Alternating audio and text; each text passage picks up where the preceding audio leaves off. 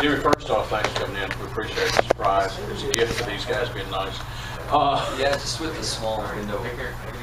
Sure What would happen. It's been a smooth test session, and Chad's not wound up, so I'm like, I can go over there and see everybody. Real quick one for me to start. You've won here 8 times. Why are you here today? We just got to be better. We haven't tested here in a long time. So we, as a group, we kind of sat in a room and raised our hands to what tracks in the chase we wanted to test at, and majority wanted to come to Martinsville. So, we're not reinventing the wheel while we're here, but we're certainly learning a lot and being able to strike when we come back in the chase. But I think our other 2 test sessions are at Phoenix and Homestead, which I would imagine would be very popular places for a lot of teams.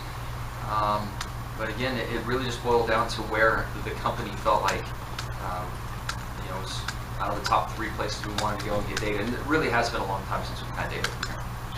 Dustin?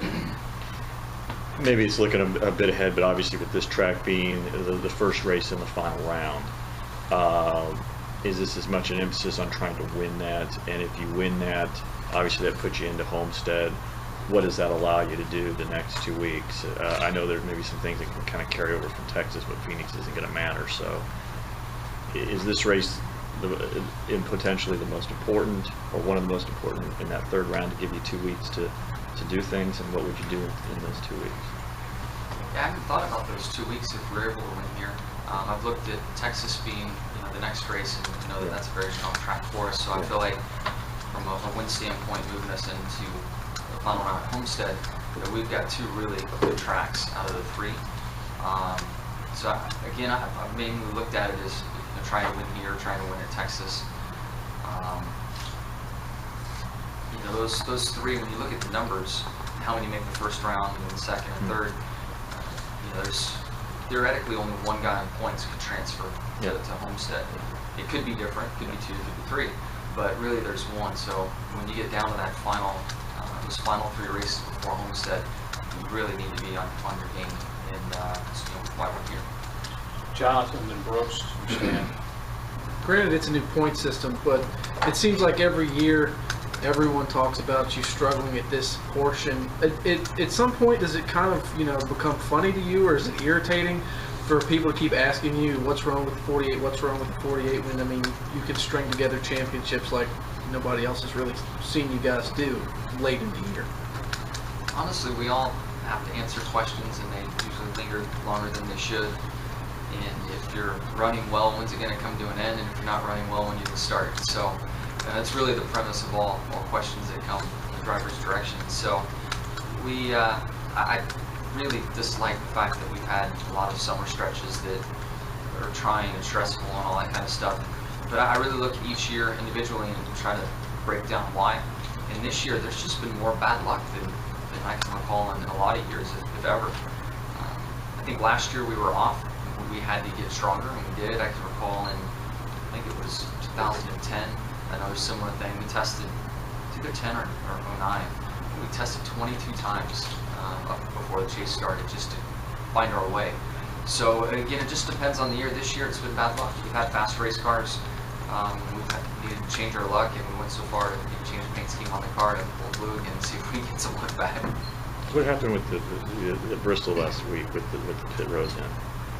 Pit road was definitely on us. We still haven't had a chance to break it down, but we assume something went wrong with the marks that we had on pit road for me to accelerate to. We either had it wrong or underestimated how fast the car could go to speed. But we blew it twice, and after the 2nd time, I'm like, okay, I'm just doing the basic speed limit the whole way around. Brooks, stand, Brad. Jimmy, Dustin asked about the importance of a win. Or strong finish, but with it being the eliminator round, if you don't do well when you come in October at Martinsville, what kind of challenge does that create for the rest of that round? When you get down to just 3 races, a 40th place finish, I think would take you out of transferring on points. And if you don't get a win, you're in trouble there. So if you come into that first race of 3 and end up with a torn up race car, you've got 2 races to try to win. It quickly changes it from a points opportunity, being there is your ace in the hole, to you've got to win. You've got 2 races to get it done. but it just amplifies the stress. Guys, we've got 3 minutes and need to be quick. Brad, Stan, and Jonathan, we have time. Jimmy, could you just talk about this race on the schedule and how it's kind of in years past really springboarded the guy to a championship? I know last year you were competitive, Jeff won, but it put him closer to the mix with you and Matt. I know a few years ago it really kickstarted Tony winning the title, and you two. Just kind of talk about what this race does going into that final race, especially if you final stretch of races, especially if you can get a win here. Yeah, this race does change things quite a bit. I feel like there's a handful of guys that really look forward to coming to this track, and I'm one of them. And the only logical thing that comes to mind is that many don't enjoy the track as much as I do, and it's a race where things can swing and swing pretty far. So I think with Matt last year, we thought it might swing our direction here, and we actually lost a couple points. And then we were able to go to Texas and get some back on them. And I guess Phoenix was probably really the area we got a lot back on them. But I think there's more in that than anything else that comes to mind. Stan?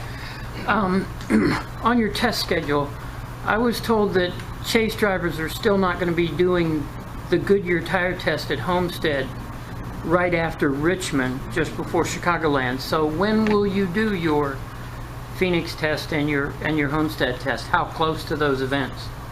I think they're both in October. And the reason they don't want a chase driver doing that tire test is the extra trip to the track.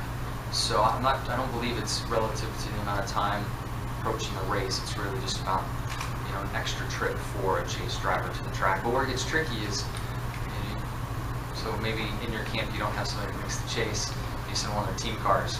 I mean, it's a tough thing to police, believe me, I get it. But it does get a bit slippery. Jonathan, quick. Obviously, you're a race car driver, you like to win, but when you look back the past couple of trips here, Hendrick equipment is run here. Yeah, everybody's happy that, Mr. H's stuff is in victory lane, but how, irritating is it to you and Chad that, you guys have been so dominant here, and I'm sure some of your notes have helped other people to victory lane here.